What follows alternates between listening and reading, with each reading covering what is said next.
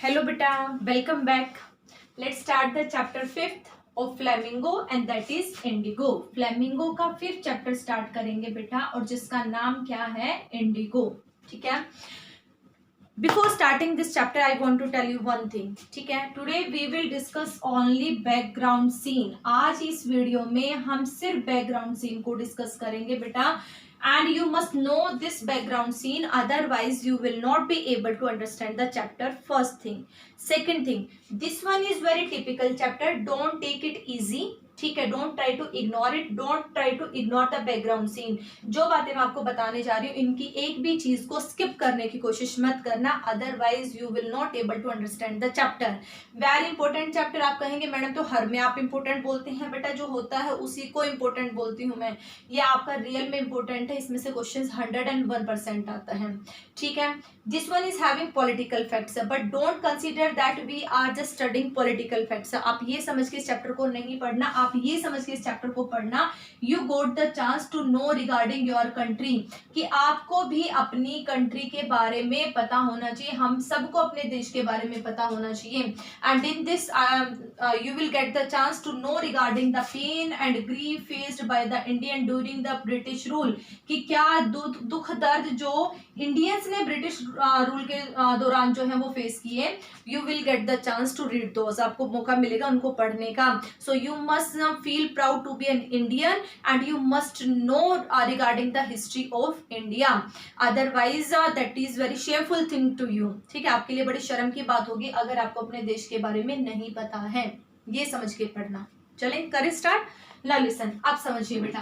देखिए chapter Indigo, why this name is given to this chapter. ये इस chapter को जो है ये नाम क्यों दिया गया. This chapter is written by Louis Fischer. अगर हम बात करें तो इस चैप्टर के जो राइटर है वो कौन है, लुइस फिशर. ध्यान से समझना बेटा. ठीक है. Louis Fischer. Louis Fischer was greatly influenced by Mahatma Gandhi. किससे इन्फ्लुएंस्ड थे, महात्मा गांधी से. ठीक है. महात्मा गांधी से सिर्फ वही नहीं, बहुत सारे ब्रिटिशर्स इन्फ्लुएंस थे, बहुत सारे इंडियंस इन्फ्लुएंस्ड थे. ठीक है. So he wrote the biography of Mahatma Gandhi. तो उसने क्या किया, महात्मा गांधी की क्या लिख दी, biography. What is the name of biography, the life of Mahatma Gandhi. क्या नाम है उसका बायोग्राफी का, the life of Mahatma Gandhi. चलिए लिख दी. And this chapter is taken from that biography. और ये चैप्टर उसी बायोग्राफी से लिया हुआ है.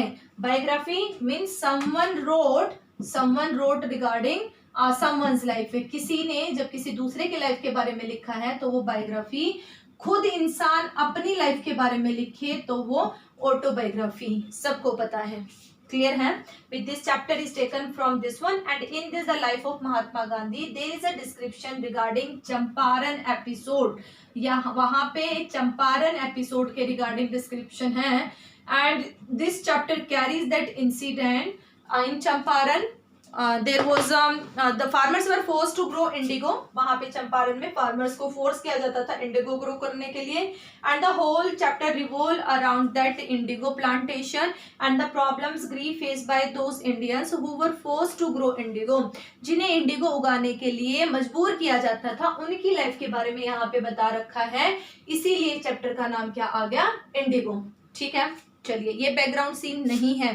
अब शुरू होगा बैकग्राउंड सीन. क्लियर हो गया. अभी चैप्टर के राइटर कौन है, Louis Fischer. You must no.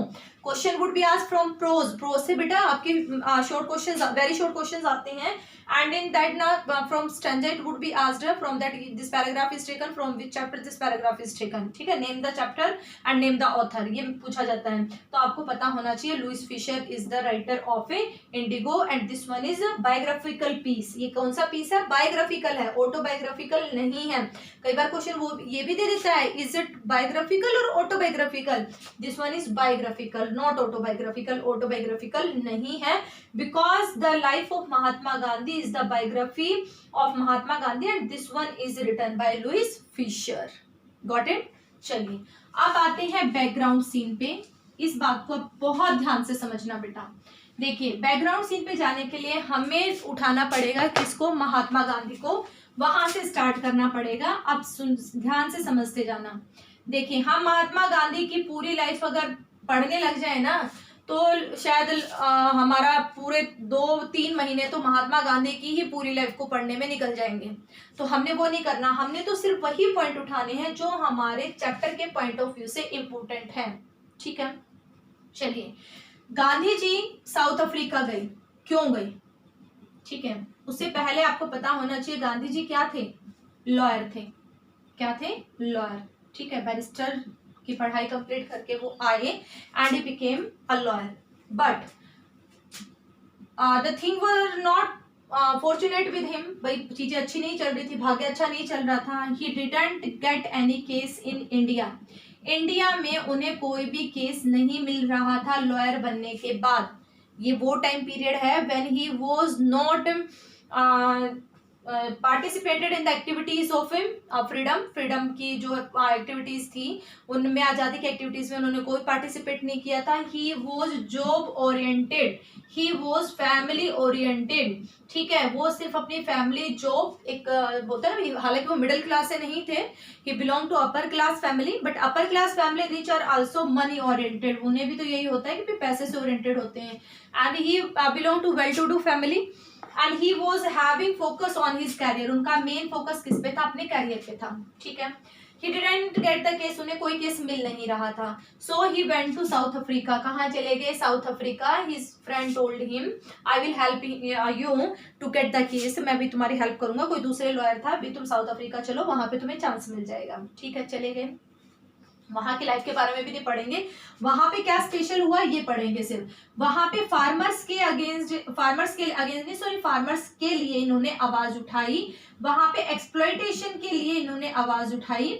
ठीक है, और वो जीत गए। यहाँ पे गांधी जी जीत गए। शोषण के विरुद्ध जो आवाज उठाई ना इन्होंने, जो वहां पे स्टेशन वाला भी एक केस वहां पे बताया था, किसी ब्रिटिशर ने कहा था उस बोगी में चढ़ना अलाउड नहीं था, जो बोगी ब्रिटिशर्स के लिए थी, and Gandhi ji boarded in that and then later he was arrested. बाद में वो अरेस्ट भी हुए थे। तो वो उसके अगेंस्ट उन्होंने फिर आवाज उठाई। इस एक्सप्लॉयटेशन के, डिस्क्रिमिनेशन जो वहां पे था उस डिस्क्रिमिनेशन के लिए उन्होंने आवाज उठाई। आपको पता है साउथ अफ्रीका में ब्लैक व्हाइट का बहुत जबरदस्त डिस्क्रिमिनेशन था, अपार्थाइड सिस्टम जिसे कहते थे, उसके लिए उन्होंने आवाज उठाई एंड ही वॉन, और वहां पे वो जीत गए। ठीक है, वो काफी हद तक क्या जीतते। Then he realized I must do. ठीक है, तब उन्हें रियलाइज हुआ कि मुझे अपने देश के लिए भी करना चाहिए। ठीक है, इंडिया के लिए भी। साउथ अफ्रीका में बेशक से रह रहे, लेकिन उन्हें ये तो पता है कि भाई India is now in the control of Britishers, कि वो ब्रिटिशर्स के कंट्रोल में है। ठीक है, Indians are not free, Indians जो वो फ्री नहीं है। Then he realize that he must do something for his country. उन्हें लगा कि अपने देश के लिए कुछ करना चाहिए, तो वो वापस आ गए। कब आ गए? 1915 में इंडिया वापस आ गई। क्लियर? चलिए, अब 1915 में आते ही नहीं कि आते कूद पड़े वो, भाई सब उनको जानने लगे गांधी जी आगे, गांधी जी आगे। कोई नहीं जानता था उन्हें। 19 दिसंबर 90, हाँ, कांग्रेस के मेंबर वो जरूर बन गए थे, कांग्रेस के मेंबर बन गए थे, फॉलोअर्स हो गए थे, उनके फॉलोअर थे, और बट इतने ज्यादा नहीं थे कि भी हम कहें कि बहुत ज्यादा थे। इस इंसिडेंट, जो आप इंसिडेंट पढ़ेंगे ना, उसके बाद फॉलोअर्स बढ़ते गए उनके। चलिए, कांग्रेस ज्वाइन कर ली। दिसंबर 1916 में पॉलिटिकल एक्टिविटीज में पार्टिसिपेट करने लगे ज्यादा, और जो कांग्रेस के वो होते थे, आपके कॉन्फ्रेंसेस होती थी, उनको भी ज्वाइन करते थे। दिसंबर 1916 में एक वो आया, क्या नाम है, फार्मर, जिसका नाम था राजकुमार शुक्ला। राजकुमार शुक्ला। अब वो एक प्रॉब्लम लेके गांधी जी के पास आया। अब चैप्टर की थोड़ी सी एंट्री हुई है यहाँ पे। वो क्या, कोई प्रॉब्लम लेके गांधी जी के पास आया। अब हम बात करते हैं कि वो प्रॉब्लम थी क्या, because Gandhi ji was a lawyer. Gandhi ji क्या थे? एक लॉयर थे। So someone told him this lawyer can help you. ठीक है, कि ये लॉयर जो है ये तुम्हारी हेल्प कर सकता है, किसी ने इसको बताया था। So he came to meet Gandhi जी। तो किससे मिलने आया वो? गांधी जी से मिलने आया। क्यों आया? अब समझिए, अब जो सीन है उसको बहुत ध्यान से समझना। Rajkumar Shukla belong to Champaran. राजकुमार शुक्ला कहाँ से बिलोंग करता था? चंपारण से। चंपारण कहाँ पे है? बिहार में। कहाँ से बिलोंग करता था राजकुमार शुक्ला बेटा? चंपारण से। और चंपारण कहाँ पे है? बिहार में। ठीक है, बिहार में क्या था? एक एग्रीमेंट हुआ ब्रिटिशर्स और फार्मर्स के बीच में। किसके बीच में? ब्रिटिशर्स और फार्मर्स, इंडियन फार्मर्स। ठीक है, यहाँ पे फार्मर कौन है? Indian farmers. उनके बीच में एक एग्रीमेंट हुआ। अब वो एग्रीमेंट क्या था ये समझना। ये तो पता ही है, हु वर द लैंडलॉर्ड, बड़े बड़े जो स्टेट्स होते थे, बिग स्टेट्स होते थे, उनमें लैंडलॉर्ड्स कौन होते थे? लैंडलॉर्ड्स वर ब्रिटिशर्स, ठीक है, लैंडलॉर्ड कौन होते थे? ब्रिटिशर्स। एंड फार्मर्स कौन जो काम करने वाले मजदूर थे, लेबर कौन होता था? Indian farmers. The same thing was there, यही चीज वहां पे थी। That state was divided in the land of that state was divided in big big states and Britishers were landlord of that land and poor Indian farmers were worked on those fields. उन fields पे काम कौन करता था? poor Indian farmers काम करते थे, ठीक है। अब ब्रिटिशर्स ने क्या किया? एक एग्रीमेंट किया इंडियंस के साथ। अब देखिए ये बात मैं यहाँ से शुरू करूंगी क्योंकि बहुत इंपॉर्टेंट है। एक एग्रीमेंट हुआ ब्रिटिशर्स और किसके बीच में? इंडियंस के बीच में। एग्रीमेंट क्या था? ध्यान से समझना। उन्होंने कहा, अब इंडियंस को जमीन तो दे ही रखी थी ना भाई, मालिक तो वो थे लेकिन काम करने के लिए जमीन तो दे रखी थी। तो वहां पे क्या था, उन्होंने इंडियन को जो जमीन दे रखी थी, तो उन्होंने इंडियन को कहा कि आप अपनी 100% होल्डिंग है ना, जो मतलब 100% जो जमीन है उसकी 15% पे, 100% के कितने परसेंट पे? 15% पे, जितने भी तुम्हारे पास है टोटल के 15% पे तुम क्या करोगे? इंडिगो ग्रो करोगे। पहली बात, ये एग्रीमेंट चल रहा है जो उनसे साइन कराया है, ठीक है। और जो इंडिगो की जितनी भी हार्वेस्ट होगी, ठीक है, होल हार्वेस्ट, ये सबसे इंपॉर्टेंट पॉइंट है। अपने घर पे कुछ नहीं रखोगे, ये नहीं कि भी उस हार्वेस्ट का 20%, 30%, 80%, नहीं, ऐसा नहीं। सारी की सारी 100% harvest of indigo that would be given to Britishers. किसको देनी है? ब्रिटिशर्स को देनी है। किस तौर पे? रेंट के तौर पे। ये किराया हो जाएगा तुम्हारा। क्लियर? बात यहां तक समझ आई बेटा? एग्रीमेंट हुआ ब्रिटिशर्स और इंडियन फार्मर्स के बीच में। ब्रिटिशर्स ने कहा you will grow indigo on 15% of their holding and you will give the whole harvest to Britishers as rent. Clear है बेटा यहां तक? चलिए, ना क्लियर हो तो बेटा कमेंट सेक्शन में मेंशन कर देना, मैं आंसर दे दूंगी, ठीक है। चलिए, अब उसके बाद क्या होता है? ब्रिटिशर्स को रेंट के तौर पे वो देना था, सारी हार्वेस्ट देनी थी। अब उनको प्रॉब्लम क्या थी? मान लो आपने 100 के 15% पे इंडिगो ग्रो की। प्रॉब्लम आपको पता ही है इंडिगो की प्रॉब्लम क्या थी, फिर से बता देती हूँ, हिस्ट्री में वैसे आपने पढ़ा हुआ होगा। इंडिगो जब ग्रो करते हैं तो फर्टिलिटी क्या हो जाती है? खत्म हो जाती है, ठीक है, पहली प्रॉब्लम। दूसरी problem, it demand a lot of labour, इसमें बहुत मेहनत करनी पड़ती है। जैसे कि आपके अभी धान वाली खेती कर ले तो धान वाली में क्या होता है? अभी खेती में ज्यादा वहां पे एफर्ट लगाने पड़ते हैं, ज्यादा लेबर की जरूरत होती है, पानी वगैरह ज्यादा देना पड़ता है। अब सरसों की खेती है वो भाई उसमें ज्यादा पेड़ नहीं लेना पड़ता। तो ऐसे ही जो इंडिगो की वो थी प्लांटेशन थी, उसमें ज्यादा लेबर की जरूरत होती है, फर्टिलिटी खत्म। 100% की 15% की फर्टिलिटी एक बार में खत्म होगी, अगली 15% की नेक्स्ट टाइम में होगी, अगली 15 की नेक्स्ट में होगी। तो ऐसे करते करते तो उसकी 100% जमीन कैसी हो जाएगी? अनफर्टाइल, है ना भाई। अब भी अनफर्टाइल हो गई तो बेचारा कमाएगा क्या, खाएगा क्या? उसके लिए प्रॉब्लम थी। तो परेशान तो वो थे, बट ब्रिटिशर्स के अगेंस्ट आवाज उठाने की हिम्मत नहीं थी। लेकिन राजकुमार शुक्ला इस प्रॉब्लम के लिए गांधी जी के पास नहीं गया था। मैं फिर से बोल रही हूँ, नहीं गया था इस प्रॉब्लम के लिए। प्रॉब्लम अभी बताऊंगी, उसको समझना। चलिए, कुछ देर बाद क्या हुआ? दिन क्या, कुछ साल बाद ब्रिटिशर्स ने, फिर ब्रिटिशर्स को पता चला बड़े सीक्रेटली, मैं देखो यहाँ पे लिख रही हूँ उस बात को, नहीं यहीं पे लिख देती हूँ। ब्रिटिशर्स को सीक्रेटली पता चला कि जर्मनी के अंदर सिंथेटिक इंडिगो प्रोड्यूस हो गया और डिस्कवर हो गया है। कैसा इंडिगो? सिंथेटिक जो लैब में बनता है ना, सिंथेटिक लैब में जो इंडिगो बनता है वो ग्रो हो गया। There is no need of natural indigo. देखो ये कैसा इंडिगो था? नेचुरल था, जमीन पे उगाया जाता, प्रकृति का। और वहां पे लैब में बनाना शुरू कर दिया जर्मनी ने, and that was less costly. उसमें कॉस्ट जो है वो कम लगती थी, उसके ज्यादा प्राइस नहीं थे। ये ज्यादा कॉस्ट इस पे लगती थी, ज्यादा लेबर लगानी पड़ती थी, ज्यादा वैसा कुछ जो और ज्यादा प्रोसीजर, उससे इसकी कॉस्ट बढ़ जाती थी, इसकी कॉस्ट कम थी। तो उन्होंने सोचा कि हम तो यहाँ इंडिगो उगाने के बजाय यहीं से ले लेंगे, ठीक है। But they didn't tell this thing to Indian farmers. ये बात उन्होंने इंडियंस को नहीं बताई। उन्होंने उनको क्या कहा? अच्छा भाई चल, तुम परेशान हो रहे हो ना, ज्यादा लेबर और फर्टिलिटी जा रही है, चलो तुम्हें फ्री करते हैं, we make you free from agreement, ठीक है। इस एग्रीमेंट से तुम्हें क्या कर देते हैं, फ्री। ये एग्रीमेंट जो है वो 20 साल के लिए हुआ था, ठीक है, 12 या 20, थोड़ा सा डाउट है, शायद 20 ही था, देख के बता दूंगा फिर बाद में, ठीक है। ये लंबे टाइम के लिए एग्रीमेंट हुआ था, लेकिन कुछ साल के बाद उन्हें फ्री कर दिया। बट ये नहीं, इतने शरीफ कहाँ थे ब्रिटिशर्स कि ऐसे ही फ्री कर दिया, ऐसे नहीं कर किया। उन्होंने साथ में एक कंडीशन रख दी। क्या कंडीशन रख दी?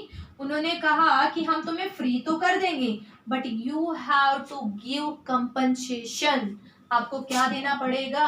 मुआवजा देना पड़ेगा। कंपनसेशन समझते हो ना, कि भी लॉस हो जाए तो थोड़ा बहुत वहां पे उस जिसको लॉस हुआ है उसको अमाउंट पे करे, वो कंपनसेशन होता है। जैसे आप फार्मर्स को मिलता है, ओले वगैरह गिर गए तो भाई फसल का नुकसान हो गया, तो भाई गवर्नमेंट है, सेंट्रल गवर्नमेंट है, स्टेट गवर्नमेंट है, फिर कंपनसेशन देती है फार्मर्स को।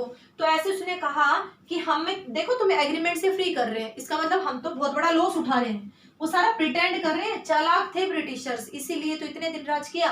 इतनी चालाकी के साथ कहा कि हम देखो लॉस उठा रहे हैं, बहुत ज्यादा नुकसान उठा रहे हैं, तो इसलिए हमें जो है वो कंपनसेशन दो। अब फार्मर्स क्या थे, इतने परेशान हो चुके थे, उन्हें लगा कि भाई पिंड छुटे, भाई कंपनसेशन ना देंगे तो वैसे हमारी फर्टिलिटी वो जो जमीन बर्बाद हो जाएगी, इससे अच्छा तो इन्हें कंपनसेशन ही दे देते हैं। और कुछ फार्मर्स ने उन्हें कंपनसेशन दे दिया। मैंने वर्ड क्या किया? सम फार्मर, सबने नहीं दिया, कुछ ने दे दिया, ठीक है। Some farmers give compensation, but later the farmers who didn't give, कुछ ने नहीं दिया, कुछ ने तो दे दिया, कुछ ने नहीं दिया। Then they came to know that those who didn't pay, they are also living. Then he realized that and they also came to know regarding this. धीरे धीरे उनको इस बात का भी पता चल गया कि भाई अंग्रेज चालाक थे। भाई देखो बेशक से अनपढ़ है इंसान, लेकिन अगर किसान अनपढ़ भी है लेकिन उसे इतना अपने सराउंडिंग के बारे में, अपने एनवायरमेंट के बारे में इतनी तो अवेयरनेस होती है ना। तो जो कुछ अवेयर थे उनको धीरे धीरे पता लग गया कि भाई ये तो चालाकी थी, जर्मनी से इंडिगो ले रहे हैं ब्रिटिशर्स और इसीलिए हमें फ्री किया है, और साथ में देखो हमसे कंपनसेशन भी ले लिया। तो जिन्होंने दिया था ना, उन्होंने केस डाल दिया ब्रिटिशर्स के खिलाफ। देखो क्या कर दिया, केस डाल दिया ब्रिटिशर्स के खिलाफ कि भी गिव अवर कंपनसेशन बैक। क्या दे रहे, क्या किया उन्होंने कि हमारा जो हमने आपको पैसे दिया ना, हमारा वापस करो, ठीक है, तुमने हमारे साथ चालाकी की थी, हमारा पैसा वापस करो। बट गवर्नमेंट जिसकी हो, अगर अब आप गवर्नमेंट के खिलाफ केस करो तो क्या आप जीत पाओगे? There is a little chance, a little, मैं लिटिल नहीं कह रही, आ लिटिल चांस। तो वहां पे तो लिटिल था, वहां पे तो आ लिटिल भी नहीं था, तो वहां there was a little chance to win from against the government, government के अगेंस्ट जीतना ये बड़ा नामुमकिन था। So this was the reason. अब ये रीजन था, that's why Rajkumar Shukla came to meet Gandhi ji. Rajkumar Shukla ये रहा यहाँ पे शॉर्ट में लिख रखा है, इसलिए राजकुमार शुक्ला आए किसके पास? महात्मा गांधी के पास। किस लिए? He want to get their his compensation back. वो अपना पैसा क्या था, वापिस चाहते थे। Not for his own, for all the farmers. वो सिर्फ अपने लिए नहीं आए थे, वो सारे किसानों के लिए आए थे कि भी आप वहां चलो और भाई वो लॉयर है अच्छे, और उनका जो कंपनसेशन है, वो मुआवजा जो उन्हें दिया गया है, कंपनसेशन क्या, उनका जो पैसा है वो उन्हें वापिस दिलवाओ। Got it? बात समझ आ गई?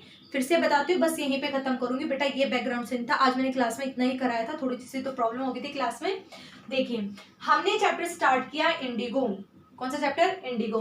Indigo name is given because this one represent Indigo plantation in Champaran. इसमें जो इंसिडेंट उठाया गया है, चंपारण इंसिडेंट उठाया गया, और उसमें भी मेनली इंडिगो प्लांटेशन की प्रॉब्लम्स उठाई गई हैं। That's why this title is given. Clear? This chapter is written by Louis Fischer. किसने लिखा है? लुइस फिशर ने। और Louis Fischer wrote biography of Mahatma Gandhi and name of that biography is the life of Mahatma Gandhi. ठीक है? And from that biography this chapter is taken. Okay? Now come at the background scene. अब आते हैं background scene पे कि क्या वो थी। चैप्टर स्टार्ट होता है राजकुमार शुक्ला की एंट्री से, लेकिन मैं आपको ये चैप्टर नहीं बता रही हूँ, मैं आपको बैकग्राउंड सीन बता रही हूँ, लेकिन इससे कनेक्ट करके बता रही हूँ क्योंकि हम सिर्फ वही बातें जानेंगे जो कि हम हमारे उससे रिलेटेड हैं। वो राजकुमार शुक्ला गांधी जी को अपने साथ ले जाने के लिए आया। क्यों आया? इसलिए आया क्योंकि उसे पता था कि महात्मा गांधी जो हैं वो साउथ अफ्रीका में जो है वो उसके लिए किसानों के लिए केस लड़के आए हैं और वहां जीत के आए हैं। तो उन्हें लगा कि चांस है कि वो हमारी हेल्प कर सकते हैं, क्योंकि वो जो है अपना ब्रिटिशर्स से अपना पैसा वापस चाहते थे। अब ब्रिटिशर से कौन सा पैसा वापस चाहते थे, ये सीन मैंने आपके सामने रिप्रेजेंट किया। पहला, चंपारण कहाँ पे है? बिहार में। बिहार में जो है वो बड़े बड़े स्टेट बने हुए हैं, उन बड़े बने हुए थे और बिग स्टेट्स के मालिक थे ब्रिटिशर्स, और इंडियंस उस पे क्या करते थे? काम। ठीक है। इंडियन फार्मर्स के साथ ब्रिटिशर्स ने एक एग्रीमेंट किया, काफी लंबा एग्रीमेंट था, कई साल का एग्रीमेंट था, 1 महीने का, 2 महीने का, 3 महीने का, 1 साल का नहीं था, काफी लंबा एग्रीमेंट था। उस एग्रीमेंट के तहत इंडियंस को ये बोल दिया गया कि आपकी जितनी भी है 100% जो आपकी होल्डिंग है उसकी 15% पे आप इंडिगो ग्रो करोगे। ठीक है। लेकिन अब उनके पास कोई चारा नहीं था ब्रिटिशर्स के अगेंस्ट जाने का, तो उन्होंने उगाना शुरू कर दिया, लेकिन वो बहुत ज्यादा प्रॉब्लम फेस कर रहे थे क्योंकि इससे फर्टिलिटी जा रही थी जमीन की, और ये बहुत ही पेनफुल भी था, बहुत ज्यादा लेबर लगानी पड़ती थी। और साथ में ये भी था कि उनके पास कुछ बचता भी नहीं था, क्योंकि सारी हार्वेस्ट, एग्रीमेंट यहाँ पे जाके खत्म होता है, इंडिगो उगाओ, इंडिगो की पूरी हार्वेस्ट ब्रिटिशर्स को दे दो रेंट के तौर पे, जो उनकी जमीन यूज कर रहे हो तो। ठीक है। लेकिन कुछ साल के बाद, 1-2 साल के बाद या 10 साल के बाद, वो क्लियर नहीं है वहां पे, लेकिन कुछ साल के बाद ब्रिटिशर्स ने एक चाल खेली। उन्हें पता चला जर्मनी के सिंथेटिक इंडिगो के बारे में, इसलिए उन्होंने, and that was less costly, उसकी कॉस्ट बहुत कम थी, सो दे डिसाइडेड टू गेट ना इंडिगो फ्रॉम दैट प्लेस। उन्होंने डिसाइड किया कि वहां से ले लें इंडिगो। सो प्रिटेंडेड दैट, यहाँ पे प्रिटेंड किया कि चलो भाई हम आपको फ्री कर देते हैं एग्रीमेंट से, लेकिन एग्रीमेंट के साथ उन्होंने कंडीशन रख दी कि हम तो लॉस में जा रहे हैं एग्रीमेंट को तोड़ के, तो हमारे लॉस की भरपाई करो, हमें कंपनसेशन दो। ब्रिटिशर्स बोल रहे हैं इंडियंस को, बेचारे गरीब को, कि हमें पैसे दो। ठीक है। कुछ ने दे दिए, बेचारे बहुत परेशान थे, कुछ ने दे दिए तो अब लेकिन कुछ ने नहीं दिए। उन्हें पता चला बाद में इसके बारे में कि ये तो चालाकी कर गए। ठीक है। तो इसीलिए उन्होंने कहा जो हमने आपको पैसा दिया ना वो अब हमारा वापिस दो। उन्होंने केस कर दिया, लेकिन गवर्नमेंट के अगेंस्ट केस करना कोई इजी टास्क नहीं है, वो भी उस टाइम पे। अब तो फिर भी चलो कहीं सुनवाई हो जाए, लेकिन उस टाइम पे तो बहुत टिपिकल था, इसीलिए उन्होंने केस डाला। तो केस का उन्हें लग नहीं रहा था कि भी सॉल्यूशन होगा, इसलिए राजकुमार शुक्ला आया महात्मा गांधी के पास कि चंपारण चलो और हम फार्मर्स की प्रॉब्लम को सोल्व करो। I hope you got the thing. बेटा इसको बार बार सुन लेना। ठीक है। डाउट हो तो कमेंट सेक्शन में पूछ लेना। Okay, thank you so much.